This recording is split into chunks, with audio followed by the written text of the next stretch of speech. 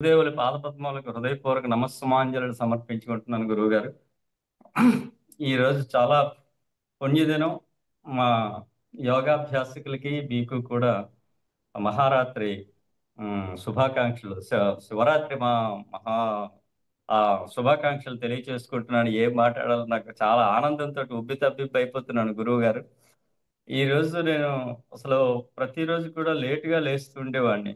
ఈ రోజు మున్ముందుగా మీరు మాకు చెప్పడం వల్ల ఏంటంటే ఈరోజు ఏం మిస్ అయిపోతామని ముందుగా అలారం పెట్టుకొని చక్కగా లేచి తలస్నానం చేసుకొని ఈ ఇక్కడ భగవంతుడిని మీరు దర్శింప చేస్తారనేటటువంటి ఒక మంచి ఆలోచనతో కూర్చొని ఈ రోజంతా చేశాం గురువు గారు.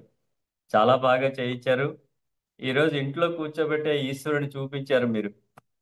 అలాగే మనస్సుతోటే మహేశ్వరుని దర్శింప చేశారు. హృదయంతో హృదయేశ్వరుని దర్శింప చేశారు గురువు గారు. అందుకే నేను చెప్తాను, గురువు గారు నిజంగా భగవంతుడిని దర్శింపచేసేది గురువు గారే కాబట్టి ఇంతకు ముందు కూడా చెప్పాను. ఒకసారి మరొకసారి అది చరివిత చరణంగా అనుకోకుండా ఉంటే మరొకసారి నేను చెప్తున్నాను. గురువు గారు గోవిందుడిని నెరిగించేటటువంటి ఒక కిరణం కాబట్టి మొట్టమొదట మనం గురువు గారికే పాదాలకే నమస్కారం చేయాలని నేను హృదయపూర్వకంగా తలుచుకుంటున్నాను గురువు గారు. కలడు గోవిందుడు ఎదుటనే కలడు గురువు, ఎవరి పాదంబులంటుటో ఎరుకబడదు, గురువు గోవిందు నెరిగించు కిరణమగుట, పట్టుకొందును గురుపాద పద్మయుగళి. అంచేత పరమేశ్వరుణ్ణి ఇప్పుడు 5 పుణ్యక్షేత్రాల్లో ఉండేటటువంటి పరమేశ్వరుణ్ణి మమ్మల్ని ఇంటి దగ్గర ఉంచే దర్శింప చేశారు గురువుగారు మీరు. మేము ఎక్కడెక్కడికో తిరిగి పరమేశ్వరుణ్ణి ఆ లైన్లో నిలబడి కష్టపడి చూసి ఓ మనస్సు నిలకడ లేకుండా మనస్సు అనేక విధాలుగా అటు ఇటు పరిభ్రమిస్తూ ఉంటుంది మనస్సు. కానీ ఈరోజు భ్రమించని మనస్సుతో ఇంట్లోనే కూర్చోబెట్టి మీరు ఈశ్వరుణ్ణి మనసారా హృదయ హృదయంతో మమ్మల్ని దర్శింప చేశారు గురువు గారు. అంచేత పరమేశ్వరుడికి నమస్కారం చేసే ముందు మీకే ముందు హృదయపూర్వకంగా నేను నమస్కారం చేసుకుంటున్నాను గురు. ఇది నా మనస్సు నుండి హృదయపూర్వకంగా మనస్ఫూర్తిగా వచ్చినటువంటి ఒక వాక్కు. నిజంగా చాలా సంతోషంగా ఉంది గురుగారు.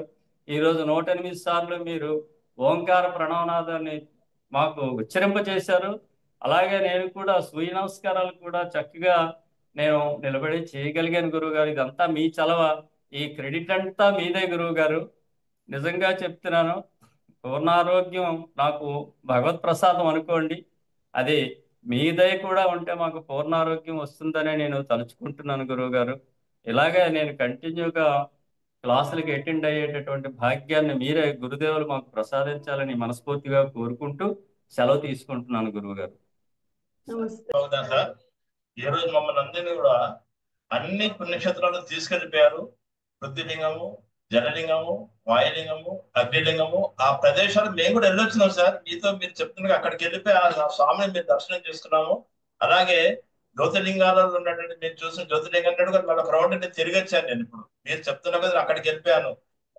ప్లస్ నేను అన్ని రంగాలు తిరుగుతూ మీ యొక్క యోగా క్లాస్ లో చాలా ఆనందం పొందాను. ఈ యోగా క్లాస్ ను మీరు చెప్తున్న యోగా క్లాసులలో ఆరోగ్యానికి సంబంధించింది, ఆధ్యాత్మిక సంబంధించింది, శరీరానికి సంబంధించిన యోగా క్లాస్ కాకుండా ఈరోజు భక్తి యోగా క్లాస్. ఇది భక్తి యోగా, ఐసైట్ భక్తి devotional yoga, therapeutic yoga and this ఆధ్యాత్మికంగా చెప్తున్నది కాకుండా డివోషనల్ చేయించారు. చాలా బాగా చేయించారు. చాలా చాలా బాగుంటది. నేను చాలా మీకు ధన్యుని ధన్యుని ధన్యు స్వామి. చాలా బాగుంది ఈరోజు చేర్చింది.